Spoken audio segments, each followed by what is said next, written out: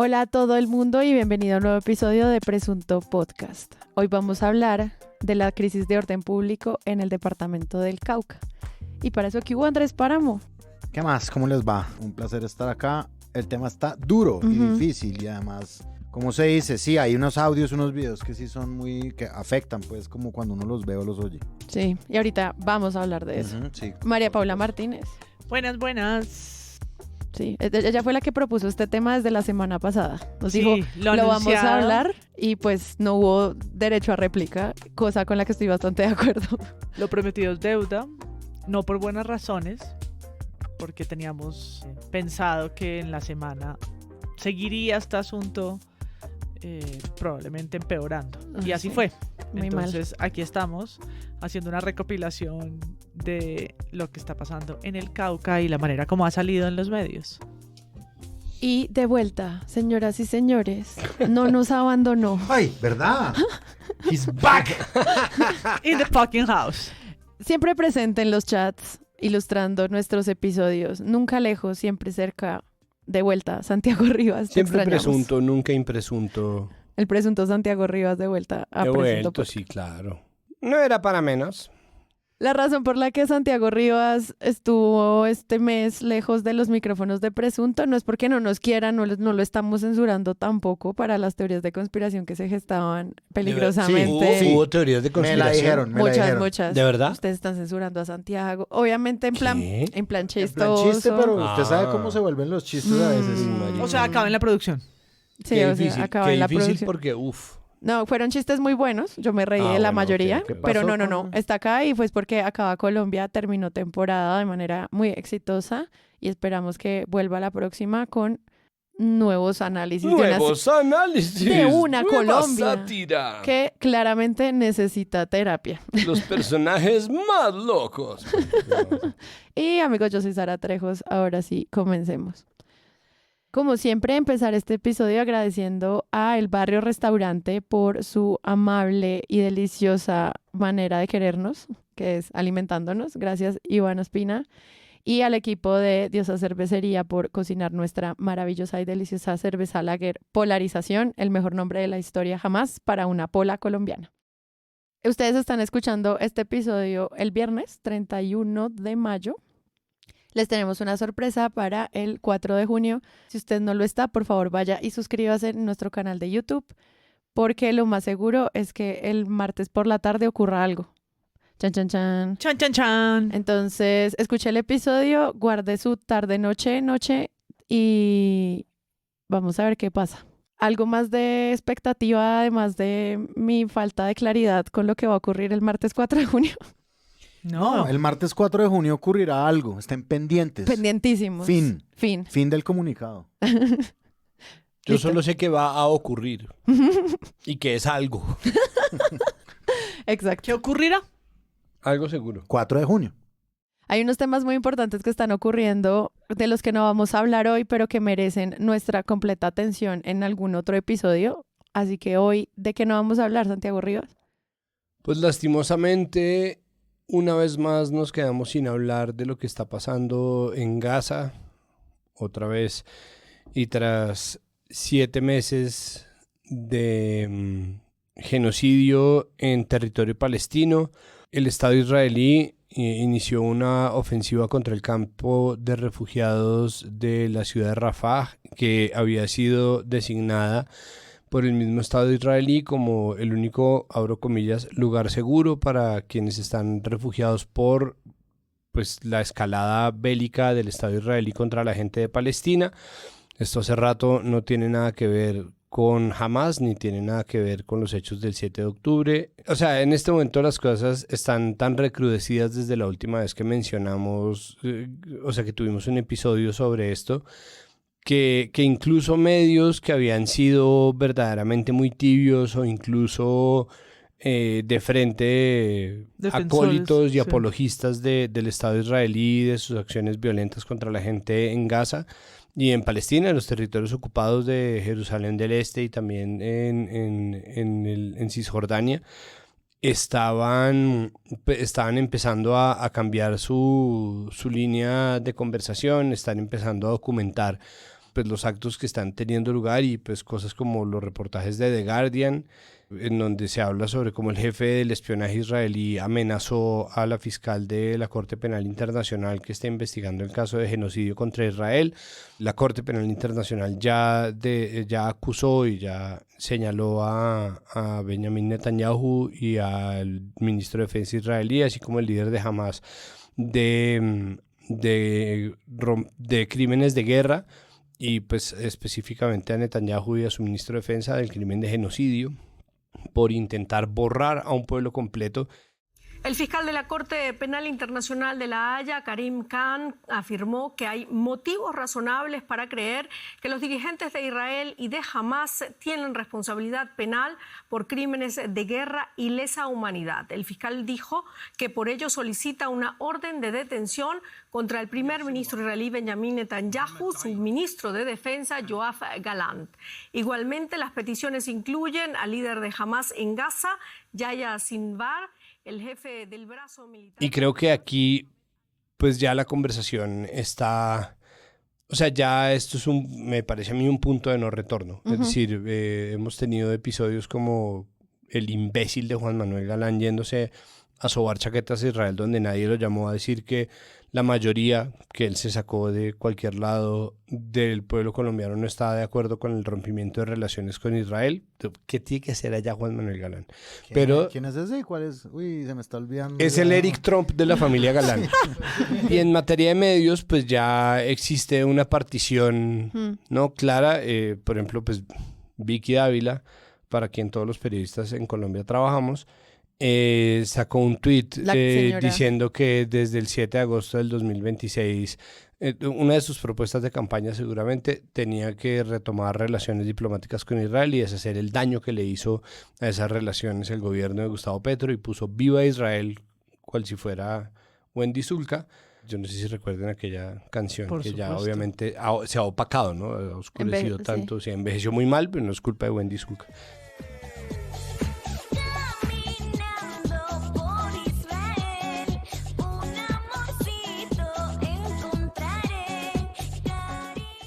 Pues nada, creo que este es un punto de verdad de no retorno. Creo que en este punto ya la opinión pública colombiana, por cuenta además de la decisión del gobierno Petro de romper relaciones, se ha visto como llamada a tomar una posición. Yo personalmente no entiendo una posición distinta al repudio al genocidio, pero pues en ese nivel estamos. Eso que tú dices es cierto, porque en estos no lo hemos analizado en presunto, pero sí lo hemos visto dentro del equipo de trabajo, y es que el cubrimiento específicamente de lo que ocurría dentro de la Franja de Gaza provenía de medios como Al Jazeera y su filial digital AJ Plus, y otros medios pues como que, no sé, como Democracy Now! O algunos proyectos un poco más independientes. Pero después del ataque de Rafah en el que se asesinan a más de 20 personas en un campo de refugiados, ya el New York Times, ya Washington Post, The Guardian no pueden decir que no está mal, y incluso resaltan el cinismo con el que se responde el error. Y ya empieza ese cambio de formas de contar la historia, ya nos muestra que sí hay un cambio en la imagen internacional de Israel, al menos entre los grandes medios, y que hoy pues vale la pena que lo marquemos en un punto, como tú bien lo dices, porque sí, pues es en esta semana donde uno empieza a ver el cambio de titulares, al menos desde lo que nos importa a nosotros acá, que es la forma de construir la realidad de ese conflicto. Y aún así muy poco, porque de hecho, si ustedes revisan, ha aparecido una serie de titulares corregidos en posteos de Instagram, en donde todavía los medios como el New York Times, el Washington Post, la BBC, CNN, están diciendo gente en Rafah parece estarse quemando, o no, parece estarse quemando tras estallidos, o sea, ¿no? Un neutro y una cosa, un borrado del victimario que todavía es pasmoso, ¿no? Para unos medios que yo creo que los medios además están perplejos porque ellos mismos se han hecho parte del establecimiento político, y creo que esa es una de las consecuencias más graves que tiene esto. Yo no entiendo cómo putas llegamos tan tarde al punto de no retorno. Yo creo que el punto de no retorno realmente fue hace varios meses. Eso también lo discutimos nosotros acá en otro de nuestros temas, no temas, pero el hecho que todavía se hable de un estallido cuando es un ataque de las fuerzas de defensa israelíes contra civiles, ¿no? En donde empiezan a verse las imágenes más absolutamente horribles que nosotros además ya venimos viendo desde hace rato. Es que yo no sé si la gente ha hecho la cuenta de cuántos niños muertos ha visto en los últimos 7 meses. Yo no sé si la gente tiene la cuenta de cuántos cuerpos desmembrados ha visto en los últimos 7 meses. Es una cosa verdaderamente atroz y es un fenómeno de silenciamiento muy loco en donde hay un contraste entre lo que uno alcanza a ver en los medios y en las coberturas de periodistas palestinos y palestinas versus lo que uno ve en medios occidentales que posa de ser verificado, pero que incluso generó una guerra de información realmente muy complicada que sigue, ¿no? Y que sigue viva. Entonces, pues bueno, es decir, yo realmente es que ya a mí me sobrepasa, pero deberíamos estar hablando de esto. Sí, yo creo que sí vale la pena como sentarnos a hacer todo el listado como de estos eslogans que se han construido en estos 8 meses y ver de qué forma hemos recibido también la información para que haya tanta gente que esto no lo haya tocado por tanto tiempo. Porque además han sido perspectivas distantes. Hay una súplica de los periodistas que, arriesgando su vida, y muchos la han perdido en Gaza, han intentado informar mejor, pero ese comparativo de qué está haciendo la prensa tradicional y grande, los grandes medios de Estados Unidos, para pues mantener ante la defensa de la política de ese país versus pues medios alternativos desde que se paran desde otro punto y el costo que ha tenido eso para sus equipos periodísticos. Creo que es y pues las órdenes, o sea, a mí me sorprende también las órdenes de evitar palabras, de evitar cuestiones como a favor del victimario todo el tiempo. Y aquí sí, pues más adelante con el tema de Cauca también vamos a hablar una cosa de terminología, pero es que la terminología sí es muy importante a la hora de contar un relato. Y la terminología también sirve y se establece jurídicamente y los periodistas la siguen también justamente por prevenir también que la cosa siga pasando, ¿no? Es decir, como que ahorita que Santiago dice que estamos en el punto de no retorno, pues sí, hace ya mucho tiempo un genocidio ha sido establecido en contra de una población y el silenciamiento sobre esa misma palabra, como si estuviera prohibida, ¿no? Fue como si estuviera prohibida, no, estaba prohibida. Increíble, pues, o sea, para la historia y para la historia más vergonzosa posible, en una época en que todo el mundo estaba viendo todo casi que en tiempo real. Páramo, ¿y de qué no vamos a hablar hoy? Yo voy a resumir mi intervención del tema no tema mío en 2 palabras. A ver. Señor imputado. Bueno, hemos visto esto, ¿no? Hemos visto a esta juez en el juicio. Ah, no, pero pensé que le ibas a dejar hasta ahí. ¿Será que lo dejo hasta ahí? No, mentiras, no, cuéntanos qué. No, dale. Sí, voy a comentar un par de cositas. Esto se volvió prácticamente un meme, el meme de Álvaro Uribe Vélez sometido ante lo corriente de una audiencia judicial. Álvaro Uribe Vélez, evidentemente, yo creo que eso es como una foto más o menos del momento que él vive y del irrespeto pues que él tiene por la institucionalidad democrática que no es él mismo. Y eso es una cosa que los medios han sabido, pues sí, retratar muy bien algunos, sobre todo los que le han hecho un seguimiento fuerte al juicio de Álvaro Uribe Vélez, pero pues claramente el pedacito de la audiencia se volvió pues muy famoso.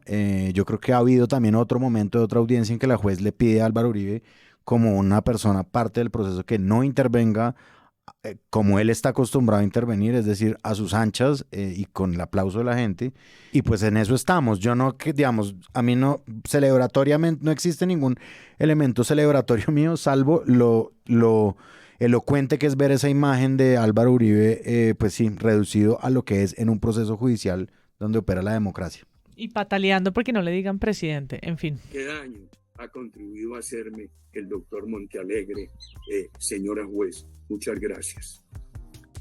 Gracias, señor imputado.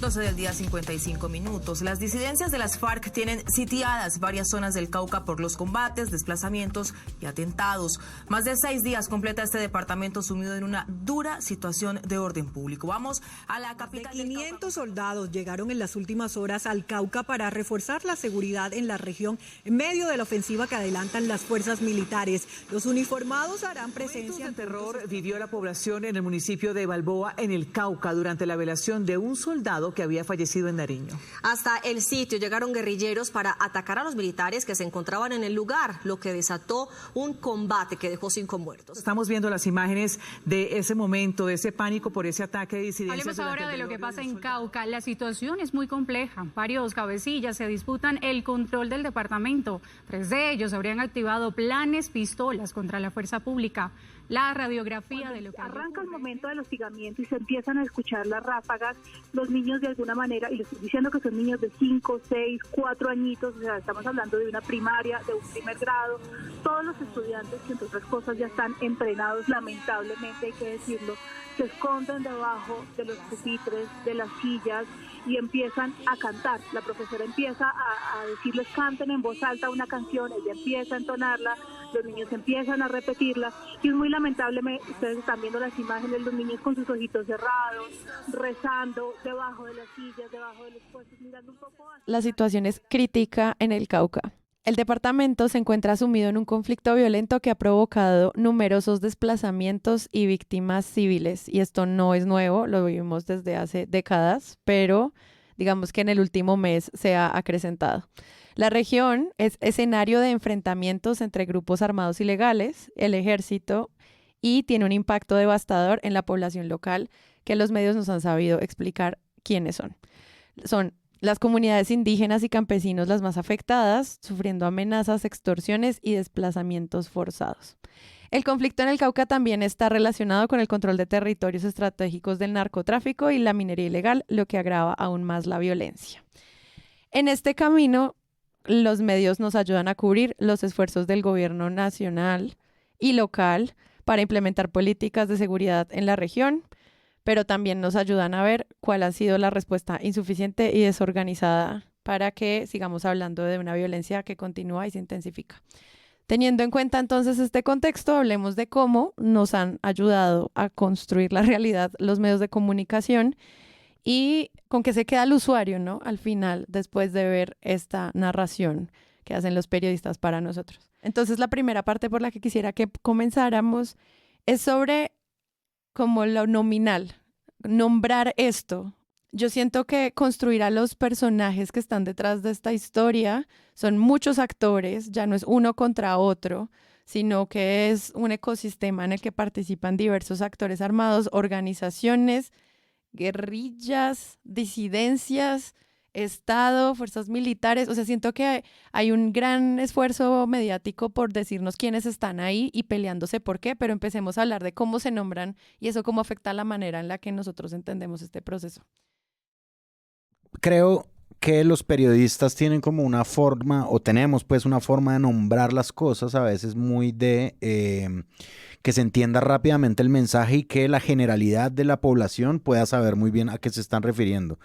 Yo tengo una historia, digamos, como que me contaron una vez que había un periodista que era el que, por ejemplo, en el Senado, en las puertas del Congreso, pues en la plenaria de la Cámara, la plenaria del Senado, era el primero que decía como el nombre de la ley. Entonces, la ley Lleras, y pum, se volvía la ley Lleras. Y yo siento muchas veces que los periodistas, más que a falta de rigor, no es falta de rigor, sino es sobre todo ganas de que se entienda están hablando, ¿no? Y esto del Estado Mayor Central o de las disidencias, o, bueno, digamos, todo esto que vamos a mencionar, o las mismas FARC, digamos, que le dicen a veces, las extintas FARC, se ha vuelto un problema justamente porque no se sabe muy bien, en esencia, digamos, cuánto de lo que existe se está negociando con el nombre de paz total, que Gustavo Petro además dice que no le puso el nombre, sino fueron unos periodistas.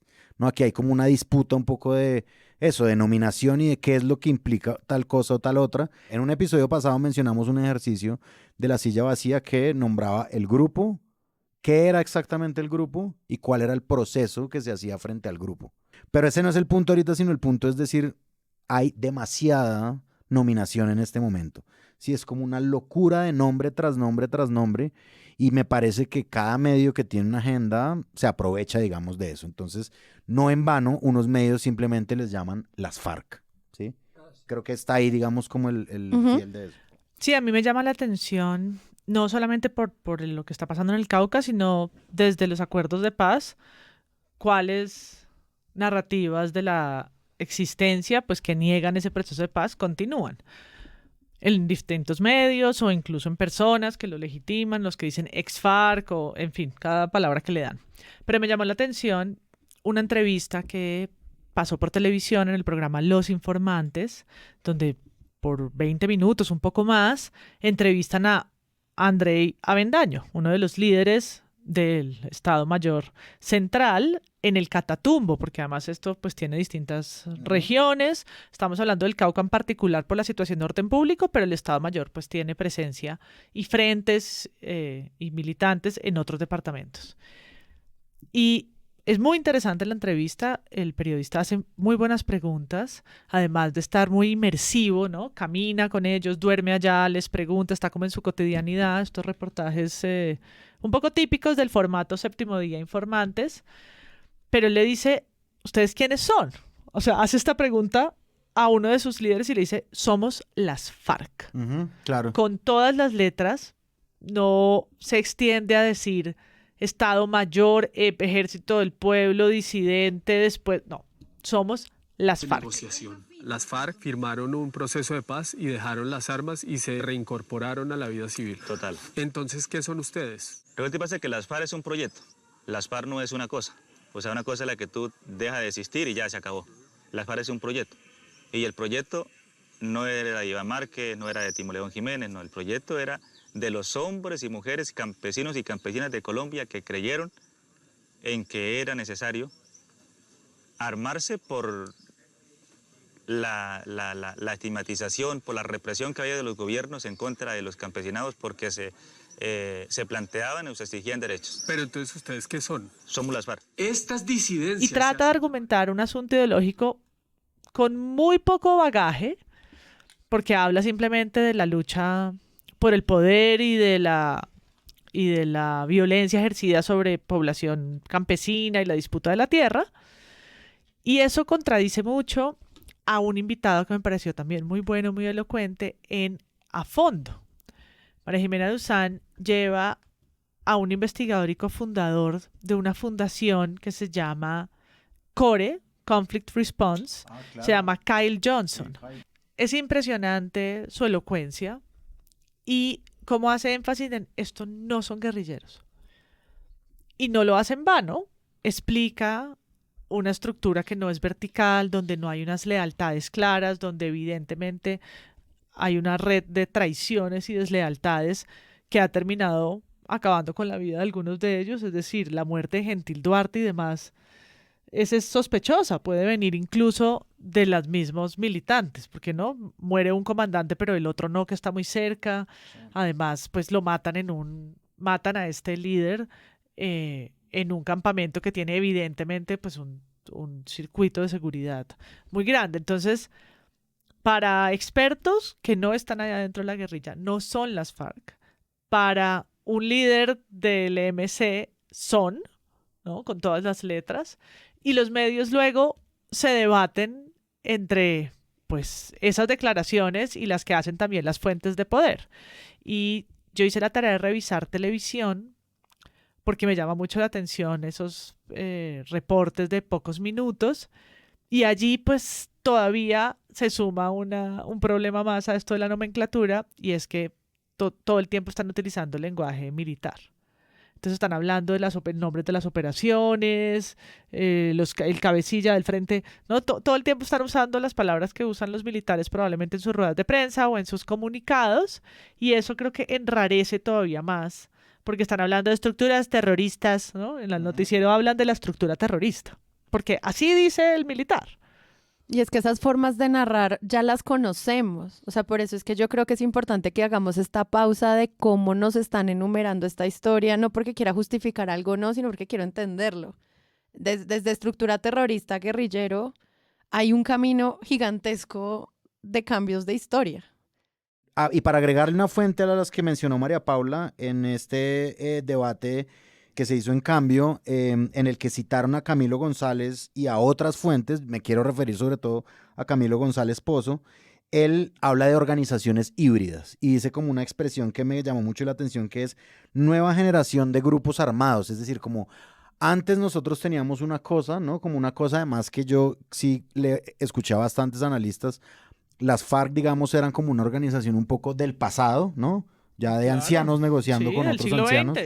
Y nosotros tenemos ahora, según el Camilo González, una nueva generación de grupos armados porque someten a las poblaciones, pero también de las rentas sacan y hacen obras públicas de repente, y entonces él dice, ahí de todas formas hay un contenido, no explícitamente dice que el político, pero sí como una generación de una base social que también hay que mirar qué significa. Entonces, sí, en efecto. Más complicado. Guerrillas del siglo XXI. Sí. Esto nos pone de cara a muchos temas que hemos tratado. Por ejemplo, con Laura Bonilla, nosotros tratábamos el asunto de el estatus político, ¿no? Uh-huh. Entonces, a la hora de hacer la paz o a la hora de plantear las políticas de paz total contra las cuales un sector de los medios estaba en contra a priori. Si yo no estoy diciendo que esté bien o que esté mal, si lo están ejecutando mal, si tiene todos los problemas que ha de tener o que ya se sabía que iba a tener, había un grupo de los medios de comunicación que estaba metido en contra de la paz total sin que hubiera pasado la primera mesa. Uh-huh. Eso hace que cada error que se cometa en la paz total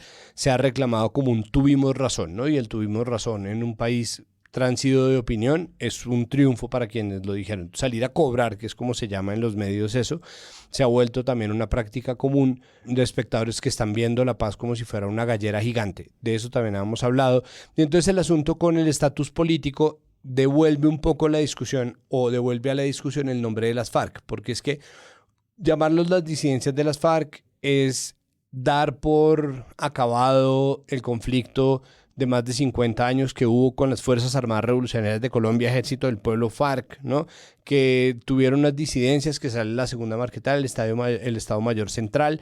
Las disidencias por que acabado, están en Nariño, pues por el es dar contrario, por culminado, no, es dar, es mejor dicho, es dar por, no por eliminado, no por fulminado, sino, es decir, es llevar en la narrativa a término lo que se supone que tenía que pasar, que era el fin de las FARC. Pero las disidencias, que son mucho menores en número a lo que eran las FARC en su momento, no siendo por eso una fuerza menor ni digna de ser subestimada, pues era parte de lo que el reflejo de la paz activamente producía.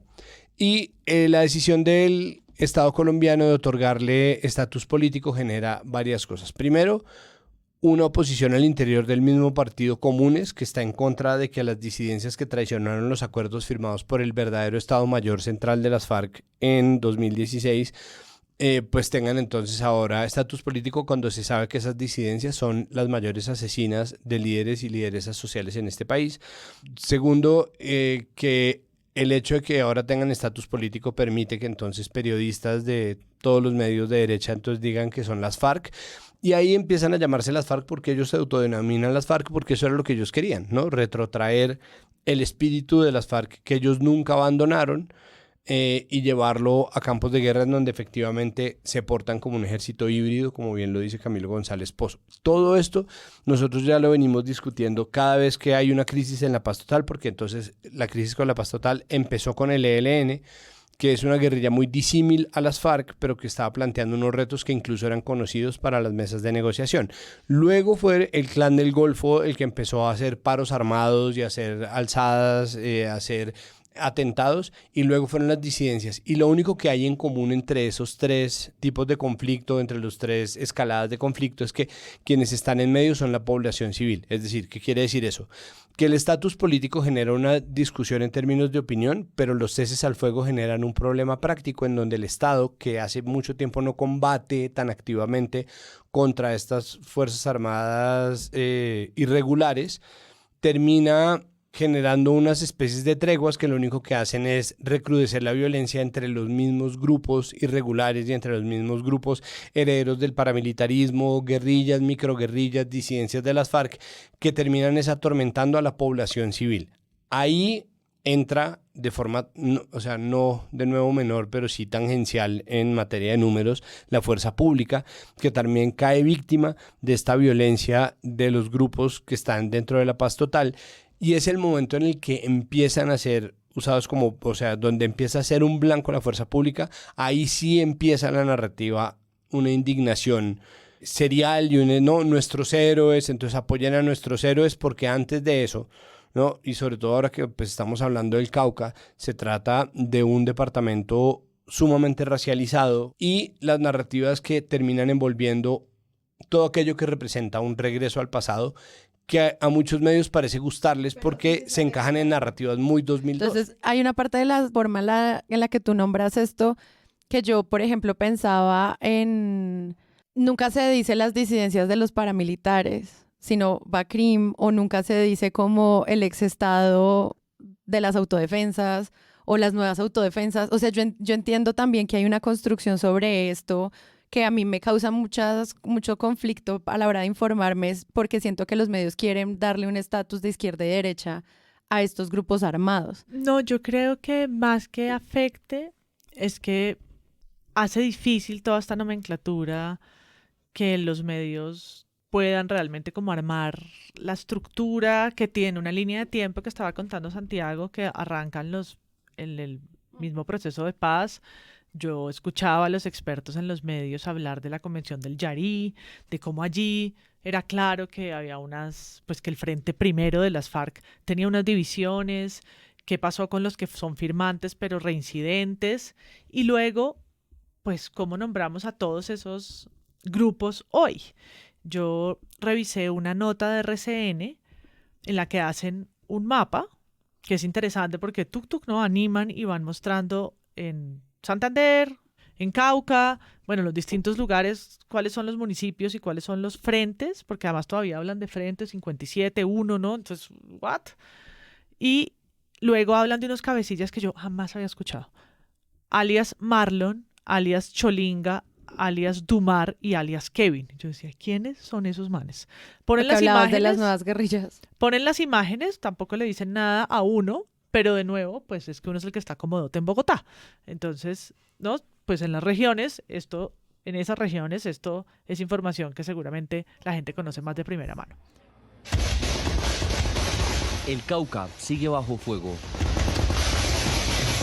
Y es que son 3 las estructuras y 4 los cabecillas del autodenominado Estado Mayor Central de las FARC que han tomado control de muchas zonas de ese departamento y que incluso han estructurado lo que se podría denominar como planes pistola dentro de esa zona del país.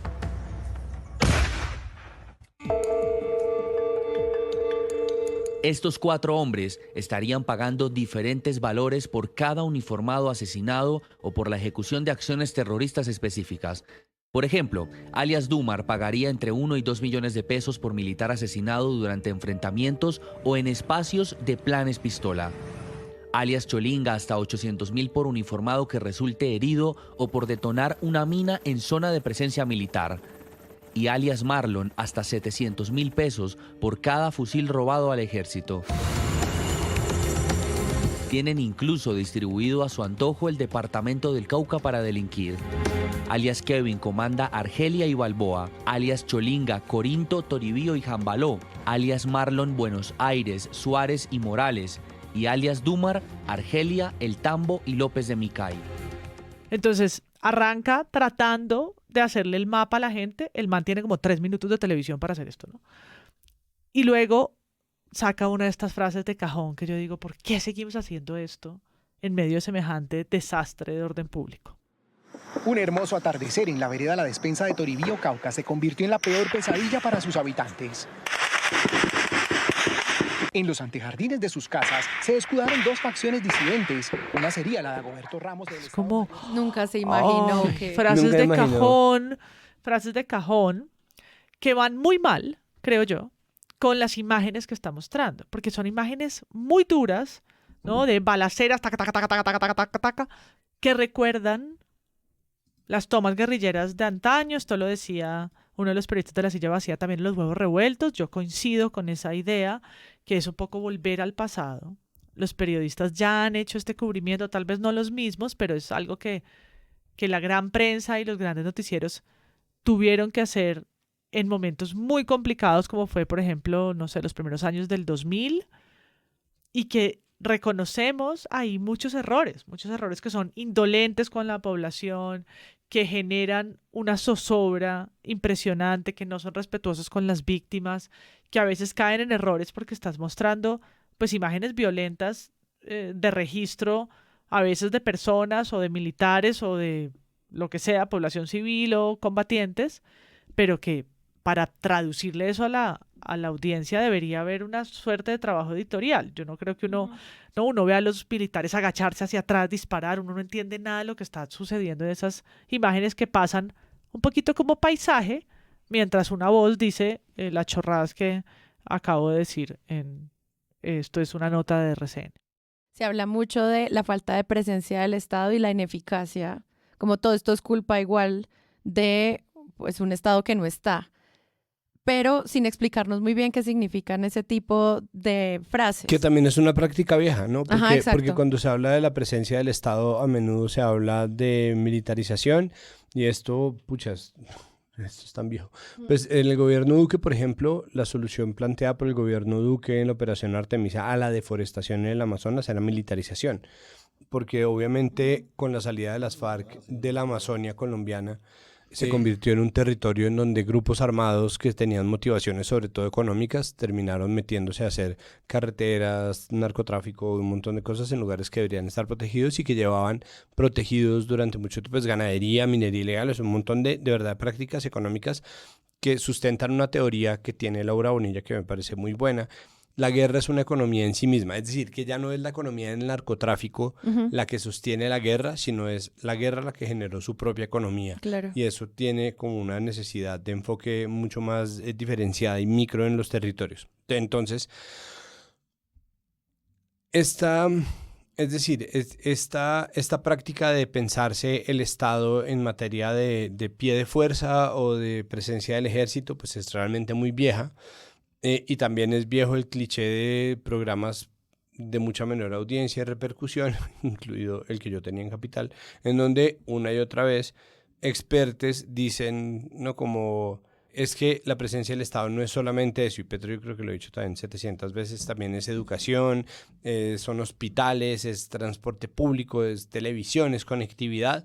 No que lo haya hecho, pero lo ha dicho, como todo lo de Petro, ¿no? Entonces, está claro ya que la presencia estatal termina reduciéndose al ejército cuando no es ejército lo que se necesita, porque finalmente sean las FARC, las AUC, el ELN, el EPL, las BACRIM, las AGC, el EMC, la Segunda Marquetalia, hay uno que se llama Carolina Ramírez, bueno, sí, todos esos son, al decir de Antonio Caballero, desempleo armado.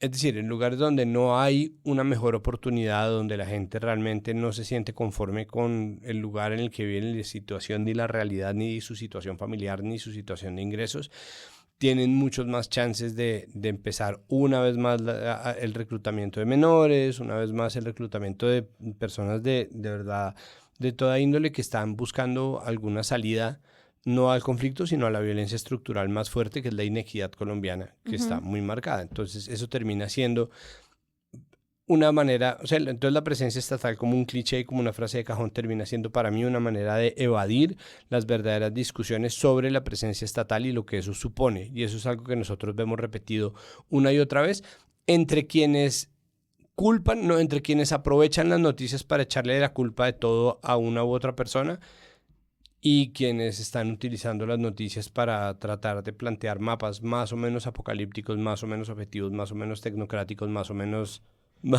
desapegados de cualquier empatía, incluso que tratan de analizar la situación con cabeza fría. En Los Informantes, el periodista le pregunta sobre esto del Estado y él le contesta que han inaugurado puentes y lo nombra y muestran incluso un colegio. Impresionante las imágenes. Noticia, sí, esa es la noticia. Es la noticia, sí. Un colegio que tiene propaganda y todo. El internado agropecuario y ambiental los invita a la gran inauguración de su mega colegio. Hace unos días, un colegio hecho por el Estado Mayor Central en Caquetá acaparó titulares en la prensa del país. Para algunos analistas, esa es solo una muestra de la consolidación del dominio territorial en diferentes regiones por parte de las disidencias ante la ausencia absoluta del Estado colombiano.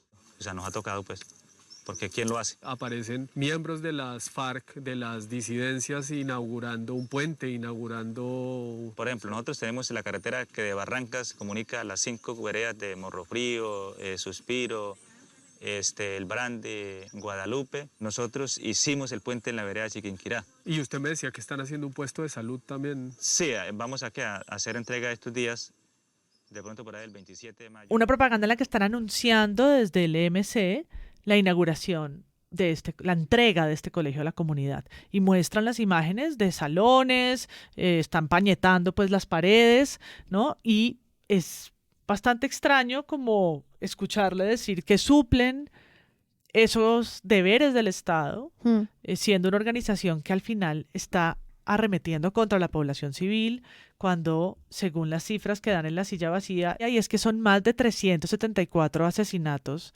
en contra de guardia indígena y población indígena. Entonces, las entregas de los colegios versus esto es muy extraño. Y el último dato que llamó profundamente mi atención es una estadística que dice este líder guerrillero. Cuando le preguntan por quiénes financian, y muestran entonces así en un primer plano las armas, los fusiles. Evidentemente hay bastante gente en ese campamento y todos están armados hasta los dientes. La persona que está hablando tiene incluso unas granadas colgadas del cinturón. Está vestido de civil, pero con unas granadas y un par de revólveres o de pistolas. Sí, de armas cortas, pues yo no sé de armas, no me paren bolas, pero pequeñas y no los grandotes con los que están terciados con balas todos los demás, que posan, ¿no?, serios a la cámara de los informantes que les está filmando. Pero en un punto, volviendo a lo que quería decir, él dice, somos más o menos 1.500 hombres, cuenta que, bueno, él arrancó en las FARC a los 11 años, y dice, un fusil más o menos vale 40 millones de pesos, terciarle un fusil a un guerrillero. Y empieza a sumar todo lo demás y lo redondea en 100 millones. 100 millones de pesos vale cada guerrillero. Claro. Y yo, wow, ¿no? Esos son como estos datos de economía de la guerra que a veces son difíciles. A Camilo González Pozo le escuché un dato sobre el devalúo de la droga. De la marihuana. De la marihuana, que antes costaba, ¿no?, muchísimo más, 3-4 veces más. Ese momento en el que la coca dejó de ser rentable, ¿se acuerdan? Claro, pero fue entonces... hace muy poco. Fue hace muy poco. Y lo mismo la marihuana. Pero entonces para mí es esa manera en la que empezamos a ver estas historias mediáticamente más allá de lo testimonial, porque lo testimonial es la persona que está en Popayán diciendo que sí, que se están bajando los 500 soldados, ¿no? Que sí, que pasó esto, esta noticia, quemaron 2 carros, murieron, asesinaron a unas personas, algunos militares, otros han sido de la población civil, pero esto es más allá del testimonio, es empezar a entender realmente desde ese momento del acuerdo de paz a hoy qué es lo que está pasando y cuáles son los motores de esto, para intentar, ¿no?, algo que hizo Cambio, que fue tratar de arrancar, no por todo lo negativo, sino, bueno, ¿cuál es la salida a esto? ¿Sí? Le pone como primera pregunta en un debate que duró más de 1 hora, ¿cuáles son las salidas? Y González Pozo hace un mal chiste y dice, no, pues paso la palabra, ninguna, no hay, siguiente. Y obviamente pues se detiene y luego hace una exposición como de 25 minutos. Sí, si hubiera sido un podcast, lo habríamos editado. Y se ahoga, no, tiene que toser de todo lo que dice, pero al final es un humor negro franco, ¿sí? De acuerdo. ¿Qué podemos decir sobre la perspectiva de esto a futuro? Bueno, yo de ese tema de la presencia del Estado, a mí me gusta siempre recordar una columna de una de las columnistas que yo creo que, no sé si consciente o inconscientemente escribe con vocación de permanencia o no, pero lo hace, sí, muchas veces las columnas de opinión se quedan, ¿no? Se quedan en el debate del día y pues pasan y en fin, esa es su naturaleza y está bien. Las de ellas a veces como que uno las puede retomar, en este caso yo la voy a retomar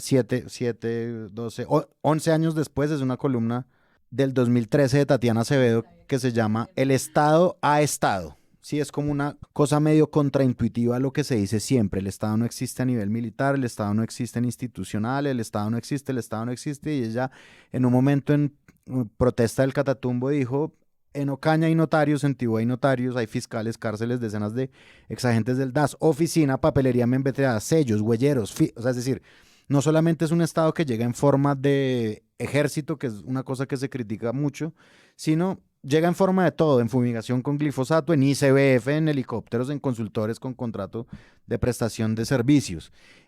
A mí lo que me gusta de esta columna justamente es que ella dice en un momento, se fortalece un Estado colombiano, aquí como tratando de interpretarla a ella al estilo Santiago Rivas, lo que hay es Colombia, ¿sí? O sea, lo que hay no es una ausencia de, sino una sobreexistencia de Colombia. Colombia no solamente como ausencia estatal, sino Colombia también como presencia, ¿sí? Y en ese sentido, yo creo que aquí en Colombia, justamente por esa cosa de que el Estado existe a lo colombiano y que, como dice Tatiana, el Estado no cobija todo de manera uniforme, sino va por ahí de maneras distintas, según la población, según la presión de los gringos, según la presión de los empresarios, según lo que vaya tocando que hacer, el Estado llega de alguna forma u otra. Me parece que el Estado, en cambio, no importa tanto a la luz de lo que los medios hacen, sino que lo que importa es el gobierno. Si nos gusta lo que hace el gobierno, entonces al menos están en guerra, ¿sí? Al menos están combatiendo a esos criminales, no importa lo que suceda, ¿sí? Yo creo que hay siempre una contraprestación mediática, es a lo que hace un gobierno y no a lo que hace el Estado. Entonces, cuando hay seguridad democrática, se demora en salir un montón el tema de los falsos positivos, ¿no? Como que eso es una labor, sí, agradecida que se le da a algunos medios de comunicación, pero de resto hay como más o menos un aplauso unánime y vamos bien, periodismo se empieza a juntar con opinión pública. Y aquí es al contrario, aquí es como una preocupación muy grande por un recrudecimiento de la violencia que yo creo que lo dice muy bien uno de los invitados a Huevos Revueltos con Política, que se llama Santiago Rodríguez, el episodio se llama La foto más cruel del conflicto. Él dice, el tema no es nuevo, pero pues sí es significativo. Y yo creo que esa evaluación de que sea significativo es muy distinto a otros relatos que nosotros estamos viendo de una preocupación muy grande por temas que antes no preocupaban. Yo me ligo un poquito con lo que decía Santiago antes, de cuando son miembros de la fuerza pública, entonces ahí hay un escándalo como estamos perdiendo la guerra, ¿no? Nunca se va el tema de la guerra. Bienvenido, Santiago. Hola, Ana, gracias por invitarme. Oye, este tema tristemente no es nuevo, ¿no? En tus historias y también por acá en Huevos has explicado cómo ha ido escalando el conflicto en Cauca en los últimos meses. ¿Lo que pasó ayer en Morales es especialmente significativo? Sí, yo creo que por el nivel de los enfrentamientos, pues este es un hostigamiento bastante fuerte que recuerda al viejo conflicto cuando las FARC hacía tomas guerrilleras y las estaciones de policía quedaban llenas de agujeros de fusil o destruidas. Eso fue lo que pasó ayer en Morales, donde fueron asesinados los patrulleros Jaime Andrés Calderón y Diego David López.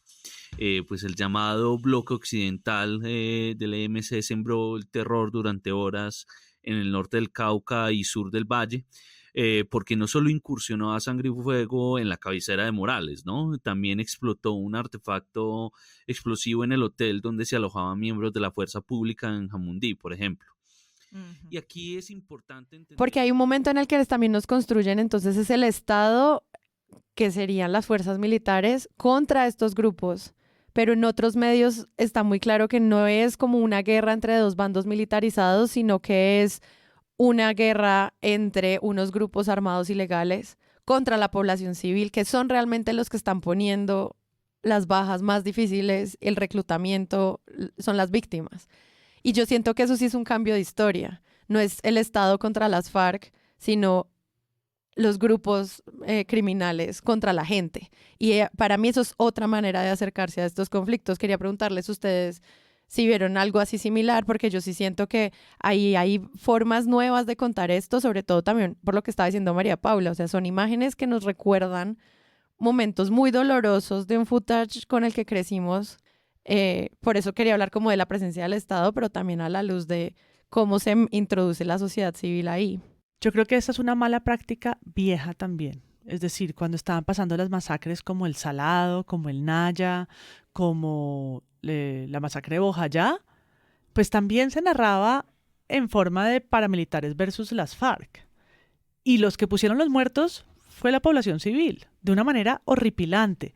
Y solamente la distancia y los años nos han permitido mirar hacia atrás con ese dolor y pensar las atrocidades que ahí pasaron y preguntarnos una y otra vez qué estaban haciendo los medios y cómo estaban enunciando esto, pero pues es que uno siempre es más inteligente después. Y digo, porque al periodismo también le queda difícil, en ese ritmo de tanto vértigo, pues hacerse las preguntas, digamos, más profundas, porque a una persona como Vicky Dávila le están llegando unos audios y unos videos donde hay unos militares diciendo que les están dando plomo y que están desesperados, cuando hay unas imágenes reales de enfrentamientos que están durando horas. Entonces, pues parar, hacer una pausa ahí en una redacción y decir, bueno, ¿no? ¿Cómo nos preguntamos sobre la sevicia y sobre lo que está pasando y las víctimas que son niñas, o por ejemplo la muerte, el asesinato, quiero decir, de esta líder indígena que desató también una de estas fracturas en la mesa de diálogo y por supuesto dentro de las propias guerrillas, ¿no? Son tantas cosas con además multiplicidad de actores. Cuando era uno solo la cosa es más fácil, cuando es vertical es más fácil, cuando son los 90 parece que la forma en la que este tipo de luchas territoriales se daban eran más sencillos porque no tenían a tanta gente jugando en el mismo territorio, que estamos hablando además del territorio de los ingenios, ¿no? Es como sumémosle a esto más patas, ¿no?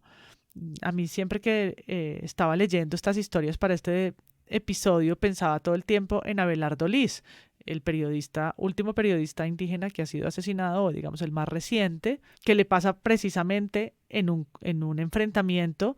Y esa reconstrucción, que es muy interesante, la reconstrucción de su asesinato, da cuenta que está precisamente la disidencia de la Gentil Duarte, está los militares, pasa un frente del SMAT en la mitad del Cauca. Esto sucede en el Cauca. Está la Guardia Indígena que está trabajando en la liberación de la Madre Tierra y hay una fuerza armada privada de los ingenios azucareros.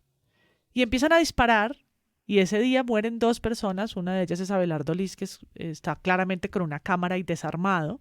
Y ese escenario tan difícil, la reconstrucción de ese asesinato tan complicado, pues viene de hace unos años, ¿no? Esto no es de ahorita y creo que los medios han tenido que hacer esa reconstrucción rápidamente en el último mes. No, y te la suman, o sea, te dicen...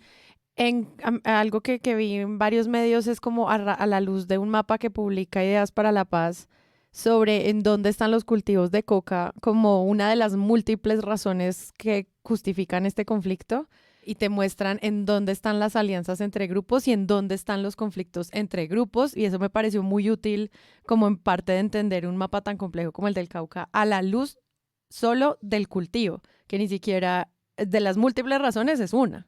Ni siquiera tuvieron en cuenta otras, como, no sé, la minería, todas las que nos estaba explicando Santiago ahorita. Yo quería como que habláramos un poquito entonces de esto del lugar de cómo entonces se cubre, por ejemplo, a alguien como Francia Márquez en esta historia, porque sí siento que para esa mesa que se instala sobre como mesa de paz, mesa de seguridad y decisiones del gobierno de hacer algo al respecto, pues instala esta mesa de seguridad permanente donde ella es básicamente la vocera más importante, pero pues repite lo mismo que ya dice el presidente. Entonces, ¿cómo ven como ese lugar? Porque también siento que tiene que ver con algo que había mencionado Santiago y que quisiera que ahondáramos más, ese racismo estructural con el que se cubre ese sector del Cauca. Claro, lo que pasa con el Cauca y con la gente del Cauca es que la gente del Cauca está partida racialmente. ¿No? Existe una racialización extrema en el Cauca. La misma congresista Paloma Valencia en algún momento quiso hacer una división en el departamento que separara este sector blanco mestizo de quienes son los herederos de hacendados que alguna vez fueron esclavistas, y separarlos de la población negra e indígena, ¿no? Y esto lo hemos visto además en 1000 ocasiones, lo vimos en el paro con la llegada de la minga indígena, las noticias falsas, los cubrimientos racistas que desataron, entre muchos otros cubrimientos racistas, la protesta en Semana, ¿no? La entrada de un grupo de manifestantes indígenas precisamente del Cauca al edificio, a la entrada, al lobby del edificio de Semana, y la ruptura de un vidrio, que dan o que son consecuencia de una línea que ata toda la narrativa que existe acerca del Cauca desde hace muchísimo tiempo, ¿no? Entonces, esa situación lo que hace es que la gente que hay o la gente que está en el fuego cruzado es importante siempre y cuando entre en el juego político, y creo que eso es lo que a mí más peligroso me parece, y es cómo se desdibuja cualquier proceso de paz, que ha sido además mi tropo de esta semana, o cómo se desdibuja un proceso de paz en favor de los juegos de poder. Y esos juegos de poder, cuando se ejercen desde el periodismo, olvidan la condición de gente que tiene la gente, ¿no? Como pasa con el genocidio en Gaza, para volver los fichas en un tablero en donde uno puede, ¿no?, reclamar por la pobre gente, cuando la pobre gente obviamente son números que pesan en contra del gobierno al que uno no quiere. Un gobierno que además es plenamente responsable, por supuesto, porque como gobierno está al mando de un Estado que tiene que hacerse responsable de la garantía de derechos. Es decir, esto que estoy diciendo no busca quitarle responsabilidad alguna al gobierno Petro de lo que está pasando, y esta es una crisis que se había dicho que podía pasar, pero al mismo tiempo es uno de los muchos acercamientos que existía, y nosotros venimos de un gobierno que no tuvo acercamiento alguno, que su acercamiento fue simplemente mandar al ejército y fracasar estrepitosamente, porque el Clan del Golfo tuvo cabeza tras cabeza como una hidra, porque el ELN no solamente no se movió un centímetro ni fue repelido en ninguno de los territorios, sino que además se fortaleció, y las disidencias primero pues se crearon y se fortalecieron en medio de la no implementación, desde el sabotaje durante el gobierno Santos hasta la negligencia activa y despiadada del gobierno Duque. Y esto pues obviamente no deja de ser responsabilidad de Petro, pero cuando se trata de echarle la culpa a, pues uno tiene que empezar a mirar bien. O sea, el problema es que en los juegos de culpas uno tiene entonces que empezar a utilizar el espejo retrovisor, y eso es muy bobo porque el gobierno de Petro sí es responsable. Es decir, el gobierno de Petro tiene que hacerse responsable de las muertes de líderes y lideresas sociales. El gobierno de Gustavo Petro tiene que hacerse responsable de las promesas que le ha incumplido a los pueblos indígenas. El gobierno de Gustavo Petro tiene que hacerse responsable no solamente por la no implementación de los acuerdos con las FARC de 2016, que en gran parte buscaban solucionar problemas económicos de los territorios que estaban en la mitad de la generación de la violencia, sino que además ha activamente tergiversado el camino de los acuerdos de paz de 2016 para convertirlo en otro juego de poder, en donde en nombre de la gente, ¿no?, busca arrastrar un proceso constituyente que ya va, ¿no?, y al cual tendríamos que dedicarle otro y otro episodio hasta que se entienda qué es lo que está queriendo decir, porque él dice que el Congreso debería convocarlo, pero que cuando no sea el Congreso, entonces tiene que ser el constituyente primario, que es el pueblo, entonces volvemos a la gente. Sí, no, que a eso súmale la culpa, me gusta que lo tratas en líneas de culpa, de pensar un cese al fuego, que uno pensaría esto está pavimentado de buenas intenciones, y como lo vimos en el episodio que hicimos con Laura Bonilla, los cese al fuego, según los medios de comunicación, según los medios de comunicación que citan expertos, fortaleciendo un montón los sistemas de reclutamiento, de posición política y demás. Entonces ahí le sumo además esa otra culpa de esa que tú estás mencionando. Pues además porque mucho de lo que ocurre es, por supuesto, control territorial, que es fuego contra la gente, ¿no? Es decir, se forman pequeños paraestados muy similares a lo que hacía las FARC, pero completamente desperdigados y atomizados según el dominio territorial existente en el momento, pero que ponen escuelas, que ofrecen seguridad, que organizan, ¿no? A qué hora sale quién, cómo funciona el comercio, quién sí puede, quién no puede, quién vive, quién no vive, ¿no? Como es decir, se ejerce un poder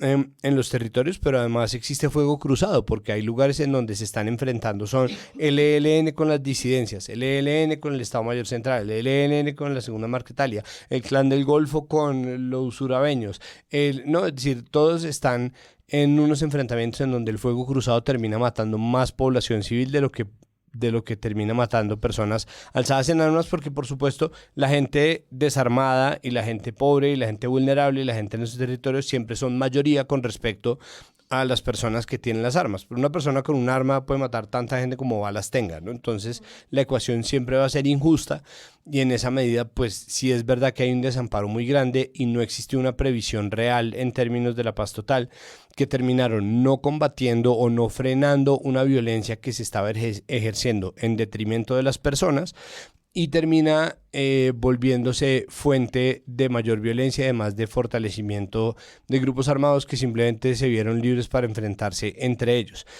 Y si a eso se le suma, entonces de nuevo el hecho de que se trata de personas que normalmente la narrativa oficial o la narrativa corporativa ha sabido tildar de villanos, ¿no? O de personas invisibles, y esto, ustedes se vieron en nuestra película, es María Paula pues, la cosa más desgarradora que existe, y pues en nuestra película muestran hasta qué punto se trataba, es decir, Valen en tanto cadáveres. Y es la cosa más triste del mundo porque es gente que vale en tanto cadáver. Muy poca gente, ¿no? O como un reflejo de esto que está pasando, pueden hacer una serie de cubrimientos de los planes de desarrollo, de los planes económicos o las perspectivas futuras del Cauca, pero cuando Semana hizo eso era pagado por las gobernaciones, ¿no? Cuando Especiales Semana sacaba cuadernillos sobre departamentos, era pagado por las gobernaciones, entonces se termina volviendo un negocio y solamente existe optimismo cuando eso favorece los intereses de medios corporativos. Por supuesto, me van a salir 1000 personas que escribieron el artículo en El Tiempo sobre el PEDET de Caldono y la gente que me va a escribir sobre el PEDET de Soachi, que como ellos sí le ponen atención, pero eso no marca la agenda, eso no está siendo promocionado, eso no se le está dando ni SEO ni estrategia digital, eso es una documentación de algo que simplemente sirve porque son historias para contar, pero que en la gran narrativa, ¿no?, del juego de culpas y señalamientos que se está haciendo entre el ejército, el ministro de Defensa, el presidente, que de nuevo son responsables, hasta la gente, hasta periodistas que deciden, ¿no?, tomar un partido a priori en una situación en donde quien sufre es la gente, terminan una vez más haciendo sufrir a la gente o poniendo a la gente en un lugar de acorralamiento narrativo que es muy difícil de sostener. Sí, había algo que me parece interesante de lo que acabas de decir y es que nosotros desde Bogotá vemos lo que hemos dicho siempre, que es tan profundamente eufemístico de las regiones, cuando están en procesos de conflicto como este, pero cuando uno ve los medios locales, el cubrimiento no es sobre esta crisis. O sea, como que si uno pone Cauca, los medios bogotanos te hablan de estos problemas que igual me parece súper importante que nos los estén explicando como lo están haciendo, que no lo estén ocultando de ninguna manera, aliándose con narrativas de secretismo. No, pero cuando tú ves los medios locales en Popayán o otros medios que funcionan dentro de Cauca, la reunión sí es sobre el plan de desarrollo que se está moviendo ahorita. Los titulares sí tienen que ver con algunas estrategias que se están moviendo desde ciertas secretarías para evitar el reclutamiento forzado de menores, sí, pero no es la noticia principal. O sea, ya sí se está hablando de otras cosas. Entonces, ese balance me parece muy interesante porque, de nuevo, la violencia cuando está como constantemente convirtiéndose en paisaje también le genera unos retos a los periodistas locales a la luz de eso que están viviendo. Y yo me imaginé apenas entrar a Proclama o a Popayán Hoy o al que hubo, que iba a salir de primeras la crisis y no. Está saliendo es más la reunión de las decisiones que se toman en cuenta con la vicepresidenta o simplemente el plan de desarrollo, porque ahorita, pues como todos saben, en este momento todos los consejos del país están aprobando su plan local. Entonces, esa era la noticia importante en los medios y a mí me parece un contraste muy interesante. Esto es muy chévere lo que estás diciendo porque además a mí me parece que aparte esto está muy lleno, todo este tema del Cauca está muy lleno de analistas, ¿no? Analistas que analizan la cosa y que dicen una cosa y otra y entonces así más o menos se va armando el relato. Pocas veces yo veo como entrevistas directamente con fuentes que viven allá en el lugar. Entonces hay ausencia en los medios locales de esto y en los medios nacionales no se van tanto al lugar. Yo quiero hacer un contraste un poco con una nota que hace Colombia 2020 que se llama Cauca entre el medio y la frustración, ¿por qué no se logra frenar la violencia? Esto es Colombia 2020, o sea, El Espectador.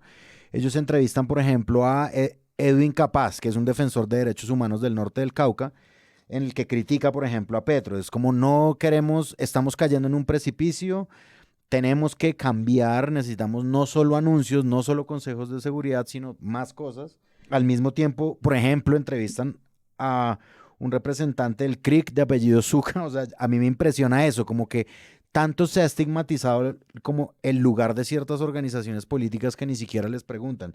Y él dice algo que yo no he visto por ningún lado y es, sabemos que al menos hay voluntad política. Y yo creo que eso es muy importante. Sí, es muy nuevo. Exacto, como es muy nuevo por un nuevo gobierno, pero además es como, tal vez es lo único que hemos tenido alguna vez, que haya voluntad política, ¿sí? Es decir, como que eso rompe un poquito la cuadrícula informativa que hay sin ojo, dejar de evidenciar los problemas gravísimos que existen y los vacíos del gobierno. Ante lo contrario, por ejemplo, yo me encuentro con una nota del colombiano porque el conflicto en Cauca es peor que en el resto de Colombia y ellos arrancan con unas cifras, digamos, de registro y luego un militar anónimo dice, la comunidad les ayuda. ¿Cómo son? Así de fácil. O sea, yo digo, ¿cómo son capaces de publicar esa mierda? Un militar anónimo dice, la comunidad les ayuda, listo. Contrástamelo, ve hasta allá, muéstrame cómo, pero no puede ser, huevón, que... Y piensa en el Pues poder de las palabras porque Putumayo. es súper estigmatizante.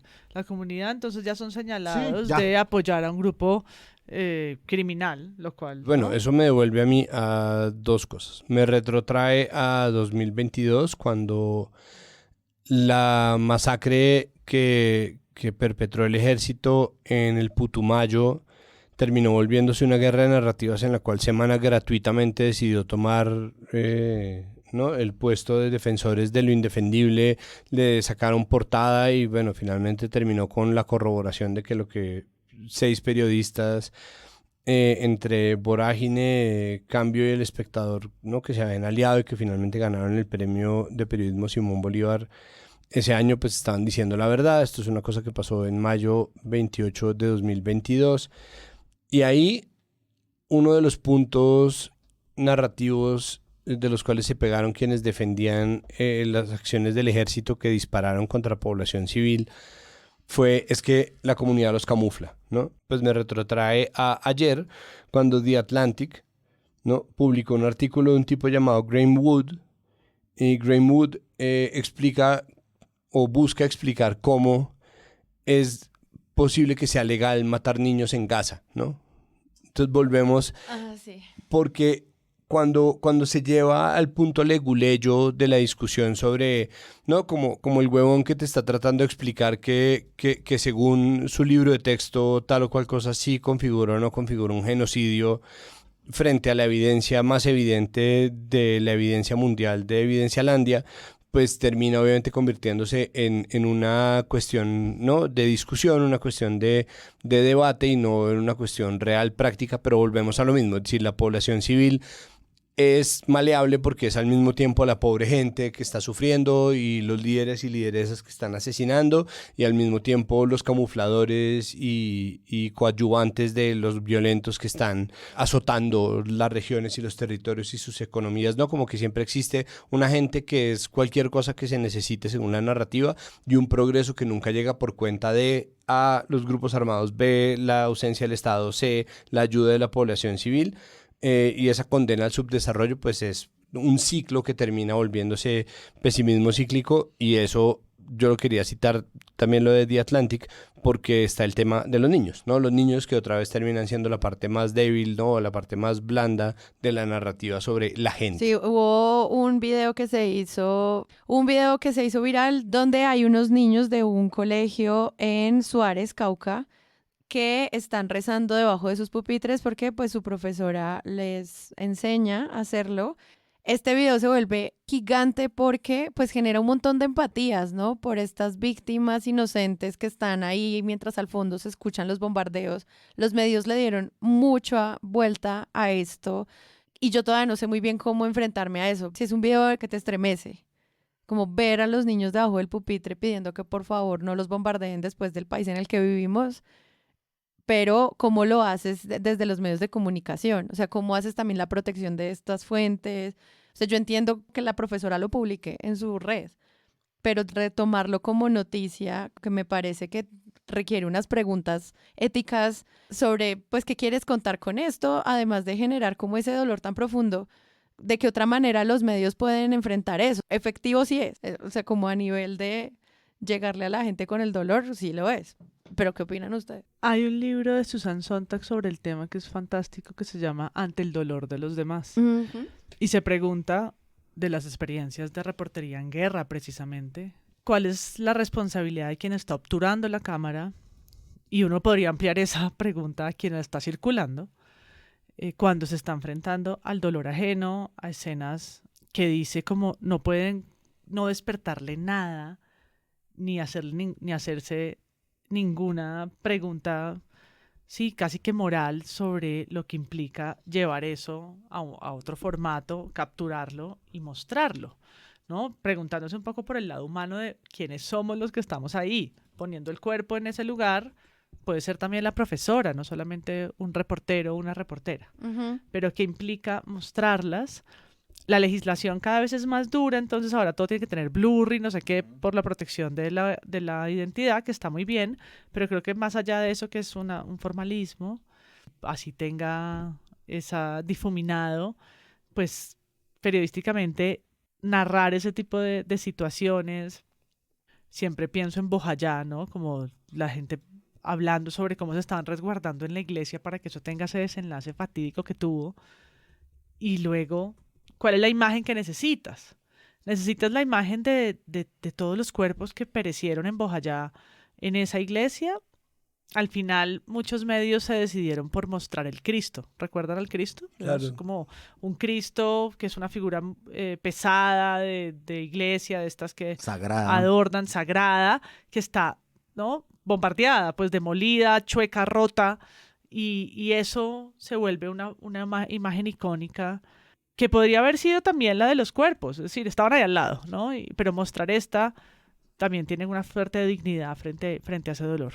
Entonces acá lo que yo me pregunto es, pues, ¿cómo no exotizarlo? Porque los niños rezando no es una imagen de resiliencia, son víctimas, no es como, ay, tan lindos como rezan. No, No, para es nada. como son víctimas del escenario en el que están. Ningún niño debería tener que ir a estudiar escuchando balas. Nadie, nunca, en ningún lado, ¿sí? Así es como están viviendo en ese momento en Suárez, Cauca, y la profesora que tiene que hacer contención colectiva, pobre, ¿no? Que tiene que hacer esto en medio de un escenario tan jodido, pues, ¿no? Hace lo que puede y su recurso en ese momento es la religión y el rezo colectivo.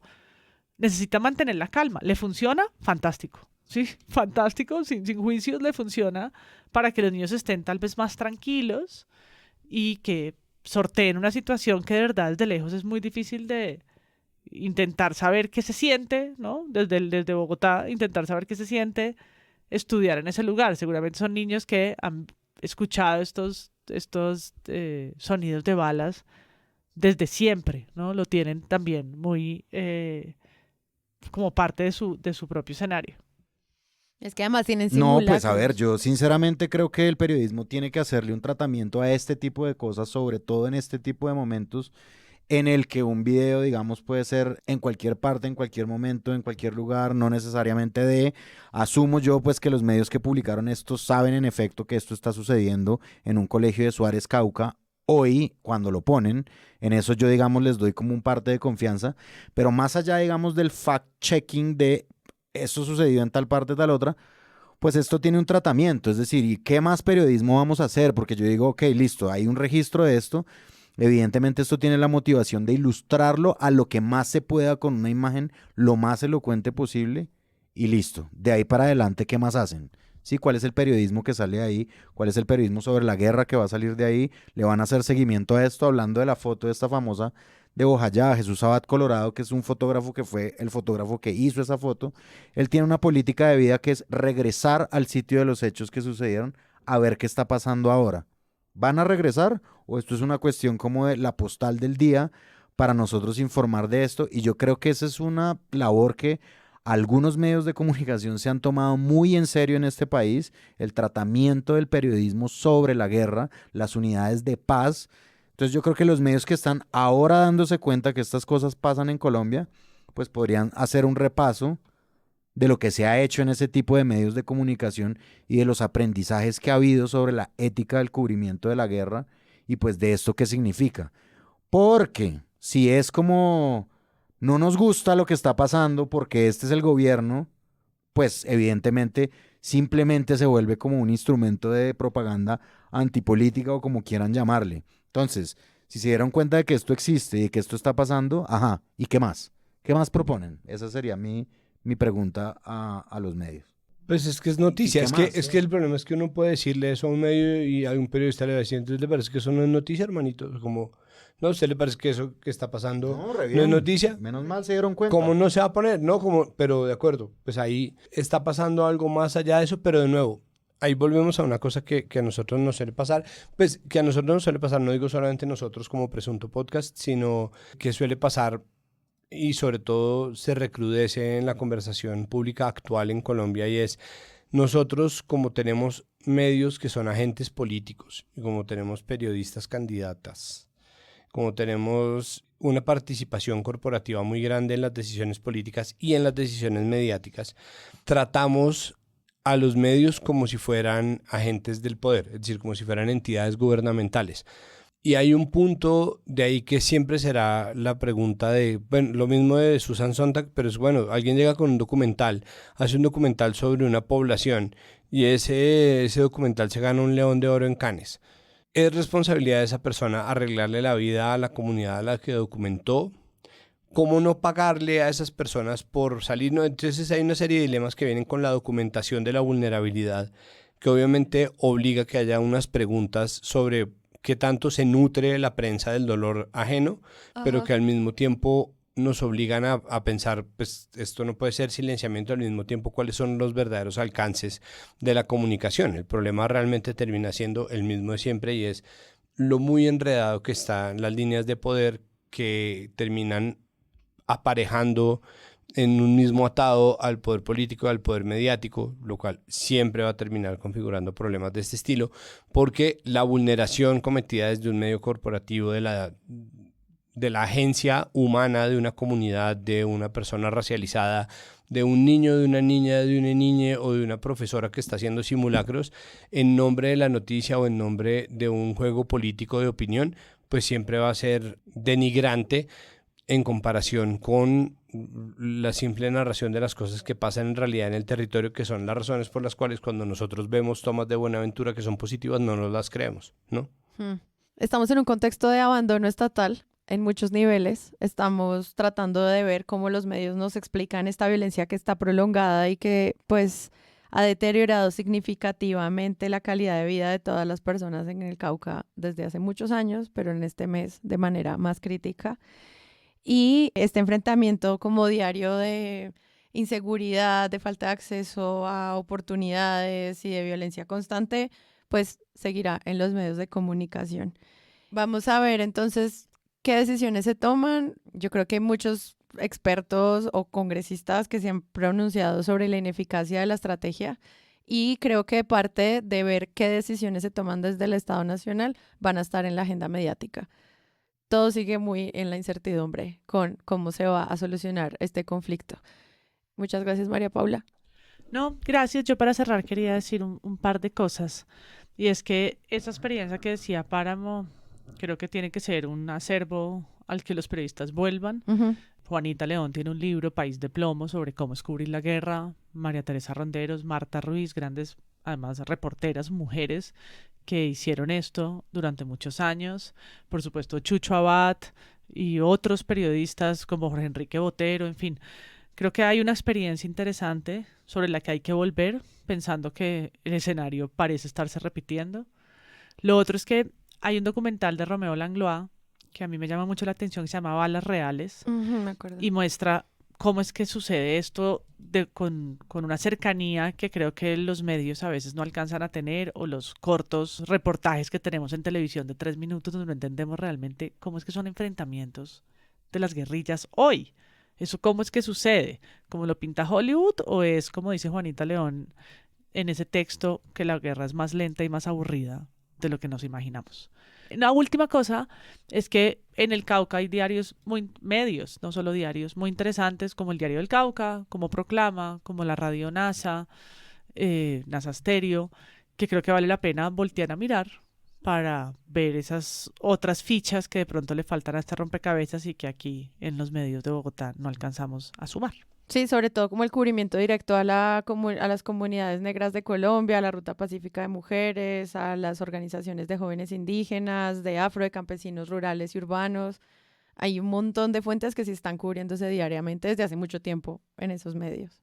Muchas gracias, Páramo. Gracias a ustedes. Yo sí, quiero añadir también para despedirme exactamente, pues claro, el video en cuestión del que hablamos ahorita, evidentemente es una noticia nacional, ejemplifica bien estos medios, digamos, como que se han encargado de hacerlo, estos periodistas que se han encargado de hacerlo, ya que, como dice María Paula, tal vez estamos volviendo a un momento en que sea necesario, pues sí, se pueden mirar como referentes para dar un tratamiento especial a esas noticias. Y muchas gracias, Santiago. Muy feliz de estar de vuelta, muchas gracias. Y yo soy Sara Trejos, nos escuchamos en una próxima oportunidad. Pendientes el 4 de junio, bye. ¿Qué, cómo así, algo va a pasar? Algo, pues no sé, pero sí.